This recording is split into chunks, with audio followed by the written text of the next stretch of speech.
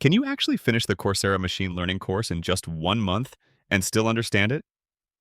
In this video, I'll break down what's realistic, how fast you need to go, and the best way to finish without burning out.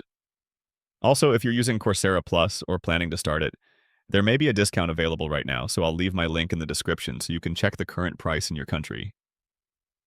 Yes, it's possible to finish Coursera's machine learning course in 1 month, but it depends on three things: how many hours you can study per day, your background, and how strict you are with your schedule. If you already know basic math like algebra and functions, and you've coded a little in Python before, the course feels much easier. But if you're brand new to programming, or you've never seen topics like linear regression or gradient descent, finishing in 1 month can feel intense. To finish in 1 month, you'll need to study consistently.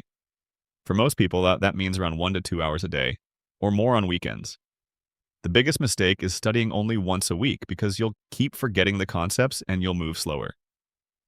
Watching lectures is the easy part. The time-consuming part is quizzes, assignments, and getting stuck on small mistakes. So, if you're serious about finishing in 30 days, plan extra time for practice, not just watching videos.